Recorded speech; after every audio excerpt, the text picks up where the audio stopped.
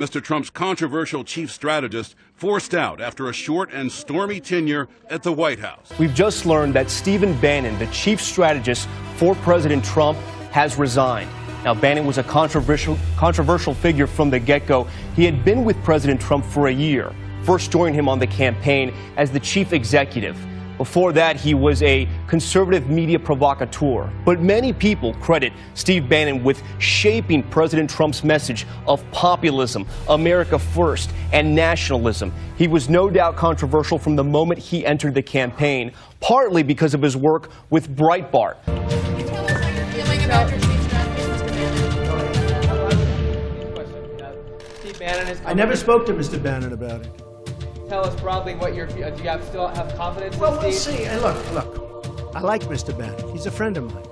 But Mr. Bannon came on very late. You know that. I went through 17 senators, governors, and I won all the primaries. Mr. Bannon came on very much later than that. And I like him. He's a good man. He is not a racist, I can tell you that. He's a good person. He actually gets a very unfair press in that regard. But we'll see what happens with Mr. Bannon, but he's a good person, and I think the press treats him, frankly, very unfairly. What may have been the last straw for Bannon, a controversial interview the former Breitbart news executive gave to the liberal publication American Prospect. White House chief strategist Steve Bannon said, according to the American Prospect, that there is no military solution in North Korea, adding, quote, "They got us." U.S. prefers a diplomatic solution to the crisis in North Korea, but you said that diplomatic and economic efforts and pressure were, quote, backed by a credible military option. In recent days, the White House strategist Steve Bannon called the diplomatic and economic ratcheting up of tensions with North Korea a, quote, sideshow. He said that there was no military solution and that the real issue is an economic war with China.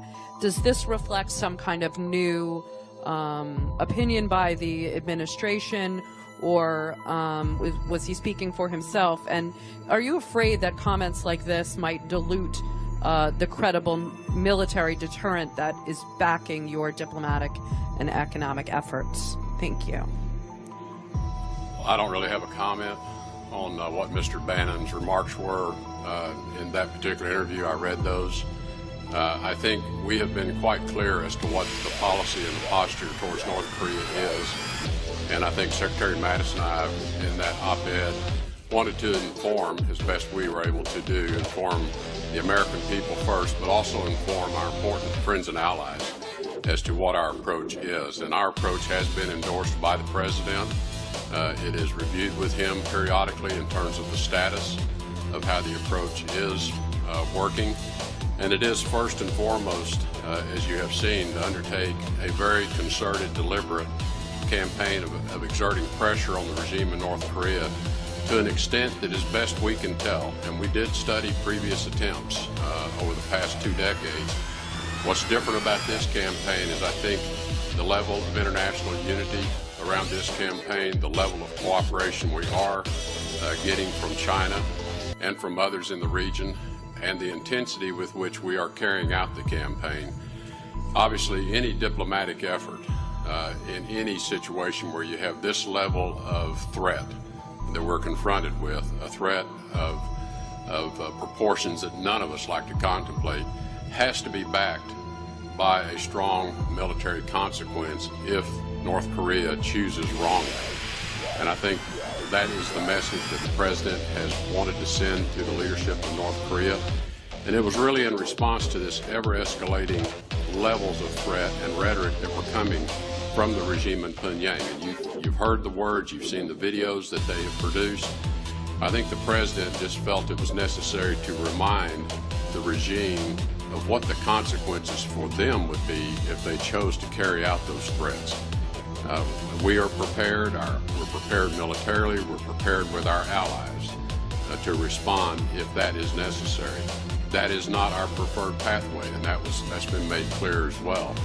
So we continue our full-out efforts, working with partners, working with allies, to bring that pressure on the regime in North Korea with a view that at some point with a unified international message like we've never had before, they will realize the level of isolation they find themselves in, and that the future that they will face with that level of isolation is bleak, and will only become bleaker if they continue this pathway. So that is our effort, is to cause them to want to engage in talks, but engage in talks with an understanding that these talks will lead to a different conclusion than talks of the past. Undermining the president's North Korea strategy, saying there's no military option to deal with the threat. The official White House statement cited the tough new White House Chief of Staff John Kelly, who has been trying to restore order to the West Wing. John Kelly and Steve Bannon have mutually agreed today would be Steve's last day. We're grateful for his service and wish him the best.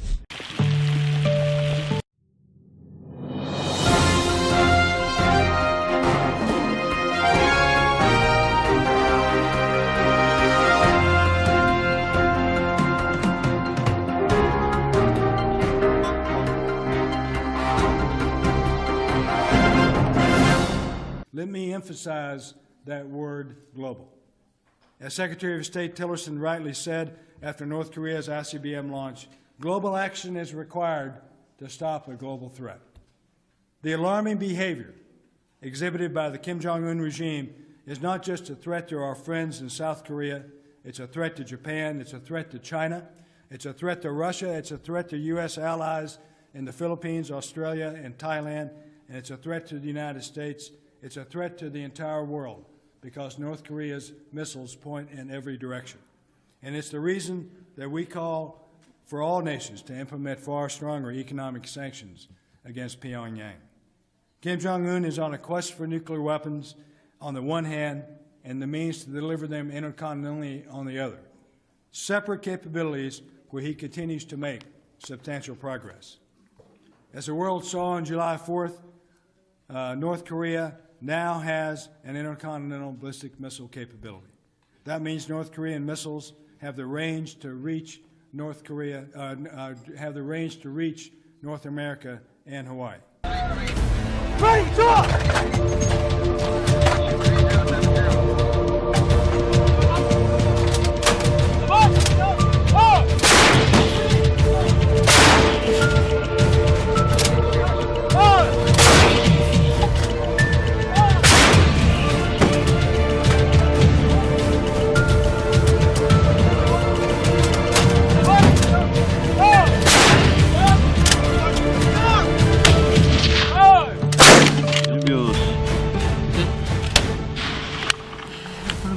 Came out about 7, 8 o'clock, and the Japanese already had the whole range set up, and then moved out.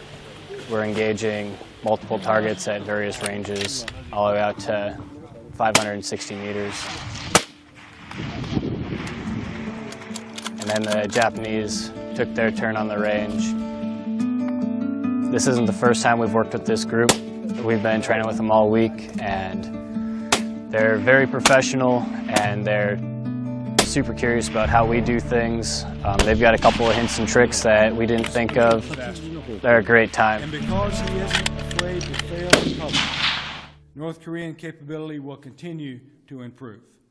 So we must study and consider every possible step to increase the defense of our homelands with the best and most effective solutions possible. Additionally, Japan and South Korea and the United States are vigorously pursuing economic and diplomatic pressures aimed at persuading Pyongyang to give up its nuclear arms program. So at PACOM, we're doing our best to back up these preferred diplomatic options with credible combat power. That's why we deploy carrier strike groups with Aegis ships and the world's best submarines to Northeast Asia. That's why we maintain a formidable continuous bomber presence in the region. And that's why we continue our ironclad defense of Japan, to include deploying our newest and best military platforms like the F-35 Joint Strike Fighter, the P-8 Poseidon, and the MV-22 Osprey. And that's why I continue to emphasize multinational collaboration against a North Korean threat that endangers all of our nations. This includes increasing trilateral cooperation with the U.S., Japan, and South Korea, a partnership with a purpose if there ever was one. Our three countries share so much in common: democracy, free markets, a commitment to human rights, and we share common security threats. United, we're stronger, and I believe there is much that we can achieve with close cooperation. I also firmly believe that every nation who considers itself to be a responsible contributor to international security must work diplomatically and economically to bring Kim Jong-un to his senses and not to his knees.